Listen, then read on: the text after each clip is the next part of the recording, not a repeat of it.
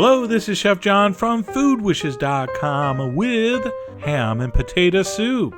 I know we just did a hearty black bean soup not too long ago, but it's chilly around here, and I had a piece of leftover ham I wanted to use, and this is one of my favorite soups of all time, so I wanted to share it.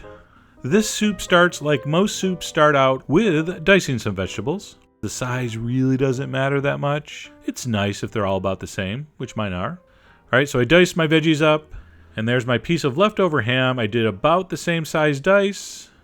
Alright, once that's done, I'm going to put a soup pot on the stove over medium heat with a chunk of butter, and as soon as it melts and turns a light golden color, I'm going to throw in my vegetables and ham, and I'm also going to throw in some sliced garlic. That's right, we don't always have to mince it. Sometimes we go Goodfellows on that stuff.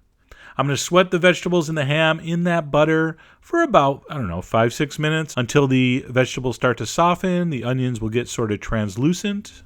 At that point, I'm going to add some flour. And who just said that's a roux? That's right, it is a roux. And by the way, stop showing off. Nobody likes to know it all. All right, so we're still on medium heat here. We're going to cook the flour in the fat and the vegetables for about 3 minutes.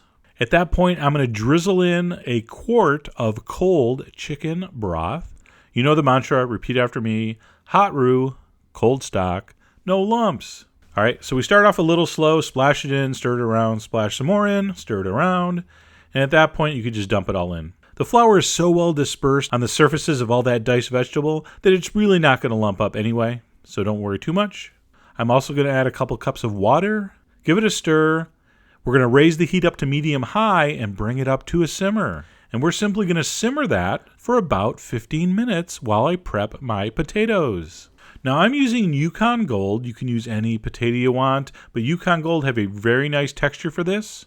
I'm going to cut those in thick slices, then in sticks, and then across to cube it. Now, I didn't measure these, because I'm not insane, but it's probably about 1/4 inch, approximately. As long as they're generally the same size, nobody really cares how big your cubes are, except maybe Picasso. But he's dead. That one goes out to all you art majors. By the way, how do you get an art major off your doorstep? Pay for the pizza. Okay, the potatoes diced. I'm going to keep that in cold water until needed. My soup has been simmering for about 15 minutes, but before I add the potatoes, taste for salt. Depending on how salty your ham is, you may or may not need to add more salt. Okay? I don't want to put the potatoes in a bland broth. There should be some salt in the broth as the potatoes cook. All right, so I adjusted mine with some salt. I dumped in the potatoes, and we're going to cook that for about 15 minutes.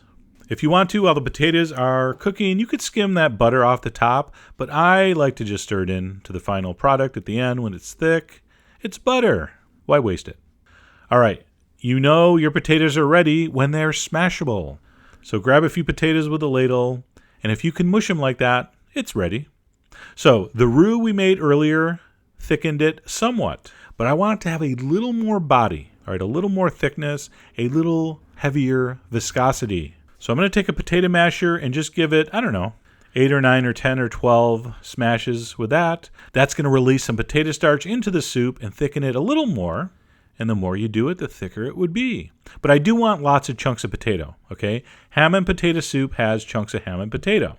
Unless you're doing like cream of potato soup, which is a puree, you want to leave some chunks. So that's just about perfect. Ready for the final stage. Seasoning.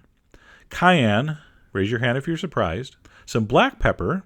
You're definitely going to taste and adjust for salt. Mine was perfect. And then just a little splash of cream, just because. Give it a stir.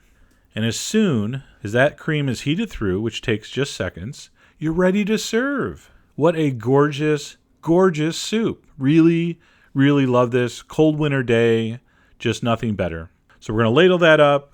I garnish with some fresh chives because I, have them in the backyard. But that's optional. And that's it. And this just tasted so good. Smoky ham, creamy, comforting potatoes, the aromatic vegetables, a little bit of spice. Just a beautiful, beautiful soup experience. This is awesome made ahead, so don't be afraid to make this ahead of time. You can even freeze it and reheat it when you want. Anyway, go check out foodwishes.com for all the ingredient amounts, as usual. And as always, enjoy.